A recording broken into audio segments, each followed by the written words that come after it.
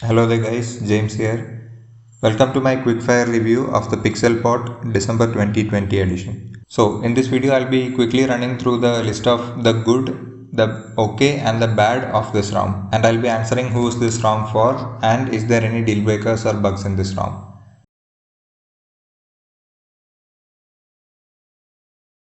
So first let's start off with the good things.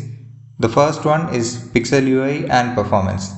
So far, Pixel UI and performance was not something that we used to get together. If you wanted Pixel UI, you need to sacrifice on performance. So this ROM, the Pixel 4 port, has proven otherwise. So it's Pixel UI combined with very good performance. The performance has sustained, and I don't get any slowdowns or anything. The whole UI is fast, and app launch speeds are fast as well. The second good thing is battery life. I'll post my screen on time over here, and I've used the phone for over 6 hours with with an hour of gaming actually. My use is a bit heavy, so your SOT may vary. I was getting a screen on time of over 6 hours, which in my books is pretty good considering my usage. Now the third good thing about this ROM is gaming performance. Usually Pixel UI and gaming performance was not something you used to get together till now. The Android 10 version was also good. Now the Android 11 version is also very good for gaming. I get constant 60 FPS gaming. I'll show you a clip of my gaming session here. The heating is not too much. Everything it runs smoothly for hours on end. So yeah, it's a very good gaming ROM. The fourth and the final thing on the good list is that this ROM is finally headed in the right direction.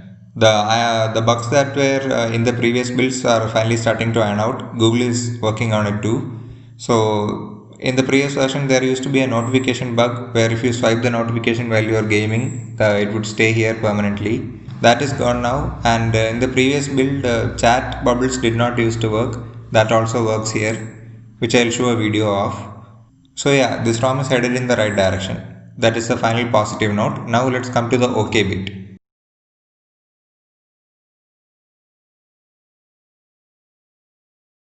The UI fluidity of this ROM when compared to the Pixel Experience ROM was a tad bit on the lower side. It was not night and day difference, but it was a tiny bit better. Now let's come to the bad part. So in a week of using the ROM, I got 2 random restarts. I don't know if there was more. I got 2 random restarts while the phone was just idling. The next bad bit is sometimes the Play Store, if I install any application from the Play Store, it gets stuck while downloading. I have to force stop the Play Store as well as Google Pay services to get it to install again. And the third thing and the final thing in the bad list is when I initially set up the ROM, I was setting up some banking accounts and the OTP didn't come.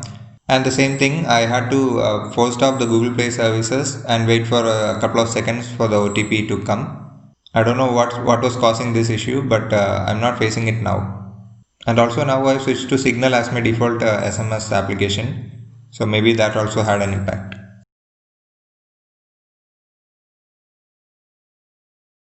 So coming to who is this ROM for? This ROM is for the Pixel UI lovers. So if you love the Pixel UI or stock Android, this ROM is for you. Their UI is very basic. It doesn't get in your way. There's no too many gimmicks or fancy stuff you have to deal with. It's just a UI that works, and the animation speed, everything feels very natural. This UI feels very it doesn't feel over the top or it doesn't feel lacking. It feels just right to use. So yeah, for the Pixel UI lovers, this is definitely for you. And for casual users who just want to use their phone as a phone, this ROM is for you again. You have good battery life, good performance overall, and yeah, this ROM is for you. So coming to the third type of person, gaming. So if you are a gamer, you can confidently use this ROM. You'll get 60 FPS gaming with no touch delays or anything. I'm using this ROM with stock kernel, and the gaming performance is good as it is. I haven't felt the need to switch kernel or anything. So I'd call this ROM a very good all-rounder package. It appeals to almost every type of user out there. Only users who want many features like gaming, like a gaming mode, many MIUI features like the video toolbox and stuff. Only for those guys this ROM is not for you. Otherwise, for every type of user this ROM fits. So the final question is there any deal breaking bugs or stuff you need to worry about in this ROM? And the answer is no. You can confidently go for this ROM. I've used this ROM for a week now and I haven't felt the need to switch to anything else. It just works. It's a ROM that just works. So yeah, that's been it for my quickfire review of the Pixel 4 port December update. So guys, this is new to me. I thought of doing this quickfire review from now on, but I want you guys feedback too. If you watched the video till the end and if you watched my previous videos, please leave a comment stating which type of review you prefer. Do you want the detailed review of ROM or do you want the quickfire review? Eagerly waiting for your feedback. See you in the next video guys. Thank you.